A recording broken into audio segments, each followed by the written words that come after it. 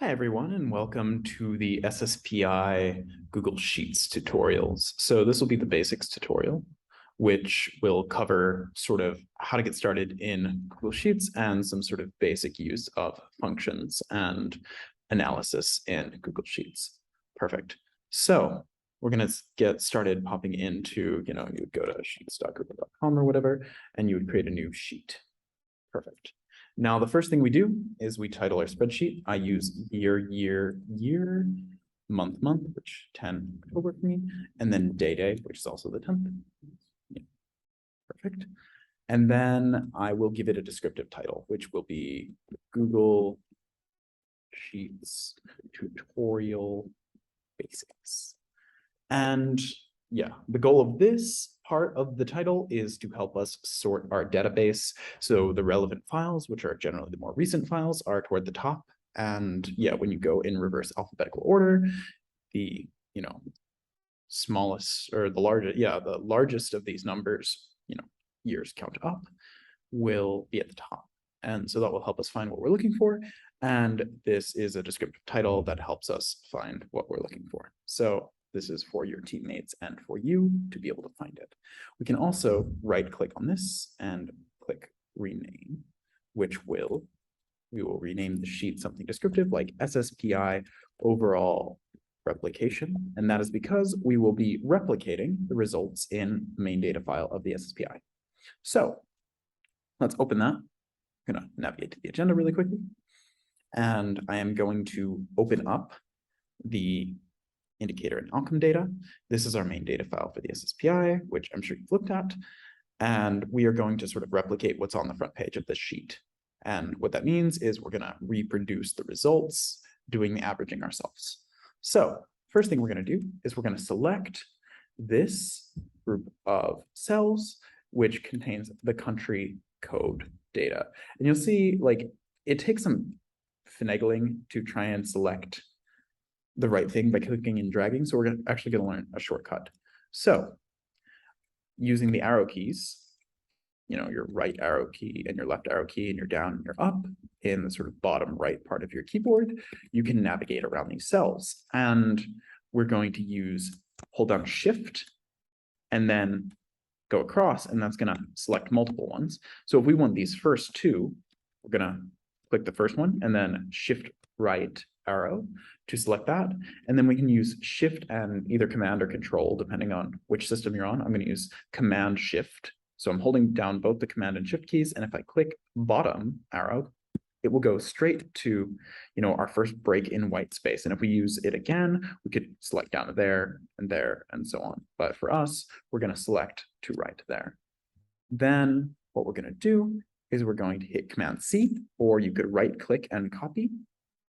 Control C if you're on Windows. And we're going to go back to here, and we're going to paste in our values. Now, if you click and get this cursor thing, then you'll paste everything into one cell, which, not super useful. It's just a bunch of text in a single cell.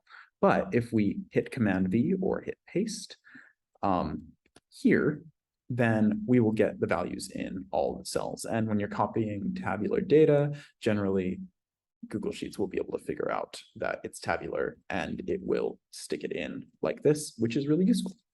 Cool. So now we have country and country code in here. Now we need some data to start working with. So we're going to go back over here and we're going to use our arrow keys and selection tools. To do that, you could also just click and drag, but again, it can be kind of, messy, and I'm trying to get it to work and then it's not working. I'm going a different way. Using the Shift key, holding down Shift, I tab across to there, and then I go Command Shift down. I could just hold Shift and I would go down like this, but I want to skip to the end, so I'm going to hold Command, and that's going to send me down to the end. I copy it over. I'm going to use Control C instead, so I quickly go boom, boom, Command C, and then I tab over here and I hit paste, and oops, what happened? Everything broke. Right? So what's going on here? Well, we get this error. Unresolved sheet name sustainability. What does that mean? Well, unresolved sheet name means it's looking for a sheet called sustainability, and it can't find that sheet in your document. There's no sheet down here called sustainability. If we made a sheet called sustainability, we could rename this one to sustainability. To do that, I just I clicked this add new sheet. Perfect. If we add a new sheet called sustainability, and let's say we're looking for column I2, so this function here, we'll get used to the function bar in a second, but it's saying, give me the value in the sheet called sustainability in column I2. And if I go here and I put something in column I2, say 15, then it'll be happy. It'll say, oh, look, we found 15. It's in the sustainability sheet in I2. And in our original data file, what we're doing is we're looking in the sheet in here called sustainability in column I2, and that is the arithmetic mean that we want in this sheet. How do we get these values though? These are data values. And let's say we just want to copy the values. We don't necessarily want to deal with all of these formulas and stuff. Well, there's this idea of special pasting. So if I go back here and I Command C or copy and come back here and I hit right click and paste special, or what I usually do is I hit Command Shift V. I will paste just the values in, which now instead of having this formula, which over here, we had this formula sustainability I2 or I3, now we have just a value in the function bar. And that serves as a good introduction to the function bar. So just to recap quickly, we've just been pasting in values, and we've learned that sometimes you have to use this thing called paste special instead of paste. So just using paste breaks all your stuff, but using paste special, values only, pastes in the values we want. Perfect. So that's sort of where we're at right now. But now we want to get to like analyzing data. We want to be able to average these numbers quickly. So the first thing you might think to do is like, well, okay, to use Excel as a calculator, basically you just have to hit equals, and then you could do like 1 plus 2, and it'll give you 3, right? And let's say we wanted to get an average of these numbers, right? Then your first thought might be like, okay, well, that one says 0.546. And then that one is 0.479, and that one is 0.737. And then there are 3 of them. We want the average of the numbers, and we learned in grade school that you divide out, and that's what you get. And it's the right answer. It's 0.587. But that was really efficient, right? So how can we use Excel as a tool? So what does Excel get us? It gets us this idea of cell references. And we already saw a cell reference because when we first did this, we're actually saying, go look in this cell. We're going to here and we're looking at this. We're referring to this cell and we're pulling it in. So we're going to do that here. So instead of saying, I want the average of 546, 479, and 373, what we're going to do is we're going to have cell references. We want the average of this cell, C2, plus this cell, D2, plus this cell E2. You can type them or you can click them when you're putting them in. Sometimes it's more useful to do one than another. And now, it's giving us an autofill, so we'll get to that in a second. But now we have cell references. And so one useful thing about this is that if you decide that the sustainability score is actually 600, let's say you did some more analysis, you added some indicators, and the sustainability score changed, then this updates immediately. And it's just looking at that cell and producing the average. So it's a more reproducible kind of example. And you don't have to go updating it and typing in all the numbers again. So that's useful. And the other thing that's great about this is we can actually drag this formula down. And Excel is smart enough, or Google Sheets is smart enough to know that when you drag it down, you're actually going to change your cell references so that what we really want is the average across each of these columns. And in this column, we'll have the average. So we'll call this SSPI overall score, because what we're doing to compute the overall score is we're computing the average of the 3 pillars across the SSPI countries for each country. So we want to average those values, get that, but we can actually do better than this. So Excel has a built-in function called average. And so we're going to use average, and Excel's smart. It knows we want to do an average and it's telling us what to do.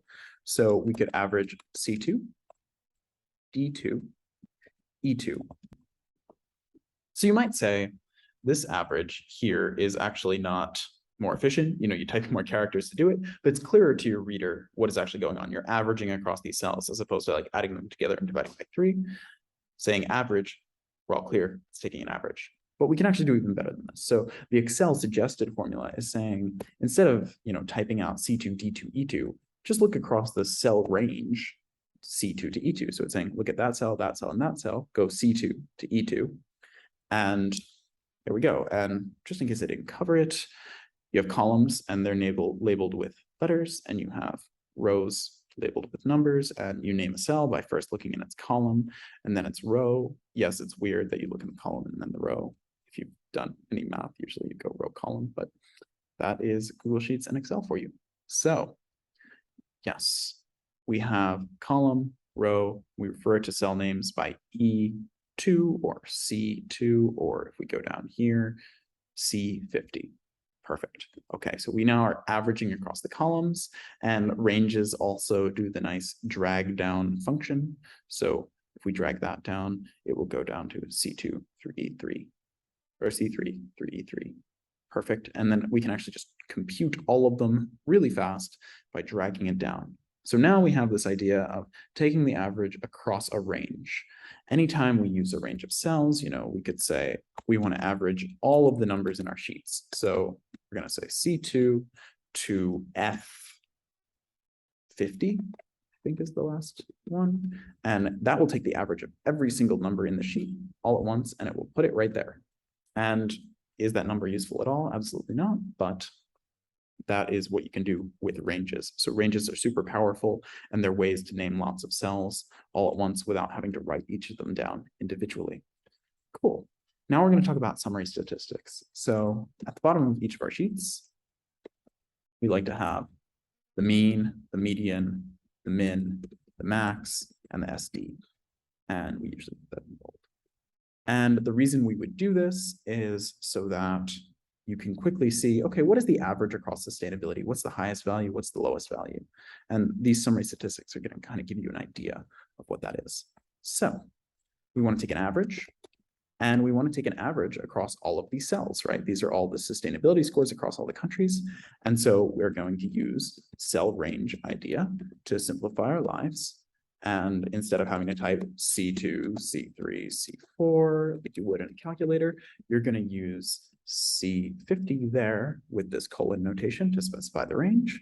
And that is going to give you the mean. Perfect. Now let's do the median. Same deal. And you can see Excel is getting a little antsy, or Google Sheets is getting a little antsy, and it's saying, oh, well, I can see what you want is C2 to C50. And so it keeps auto recommending it, but I'm just going to type them out manually so we can get a flavor for how quickly this can go, even without the auto recommendations. And stdiv is the standard Excel notation for this, or the Google Sheets notation. So that's kind of weird. And so now we have computed the mean, median, min, and max, and this dragging idea actually translates over to here.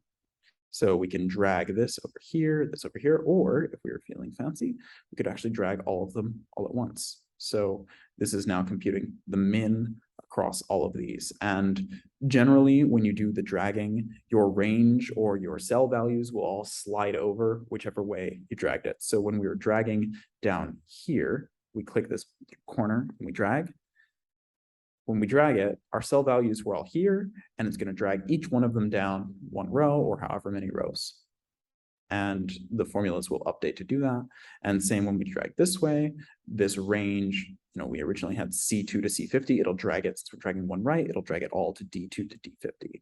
And when we grab all of these, we can actually fill it in really quickly. So now we're going to do a sort of, you know, a couple little exercises to just make sure we have all the concepts here. That's most of the content for today. Let's check out the arithmetic mean versus the geometric mean. So this is a concept you'll hear talked about, SSPI, overall, arithmetic.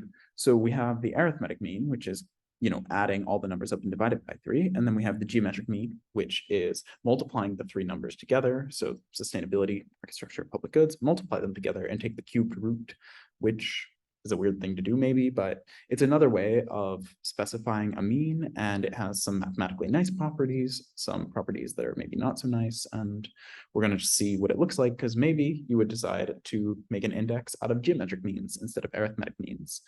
And so let's see what the SSPI looks like when we do geometric means. So we'll name a column, SSPI overall geometric, and now we're going to try and figure out how to compute the geometric mean. So we're going to multiply the 3 things together.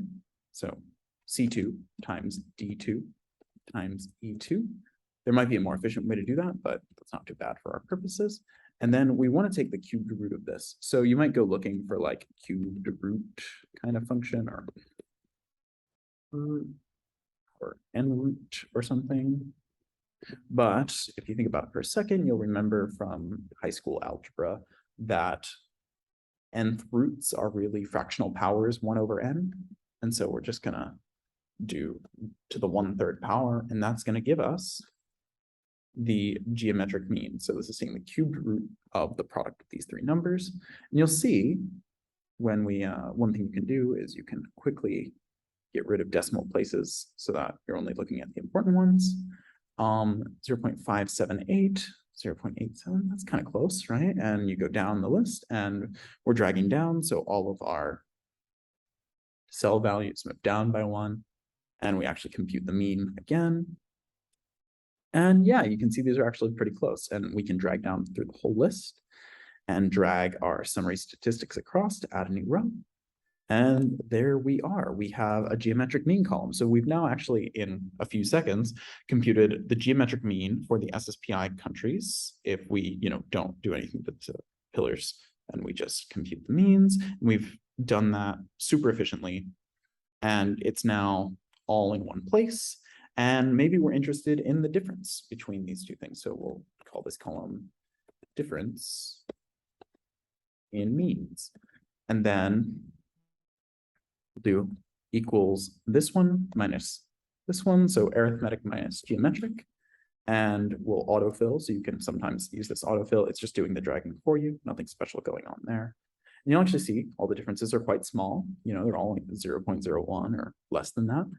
And it's actually interesting that they're all positive, because the geometric mean in this case is always smaller than the arithmetic mean, and that's actually a fact you can prove in like Math 55 or CS 70 or something like that. But for us, it's not really important the math behind it. It's just, oh, that's interesting, arithmetic always a little bit bigger than geometric. So that's mostly it for this video. The last thing I wanted to cover was this idea of freezing, because let's say I wanted to figure out what that is. It's kind of hard to see where that's Greece, the difference in means for Greece. So what we can do is we can actually do this thing called freezing cells. So we go to the view tab up here, and we hit freeze 1 row, and we hit view freeze 2 columns.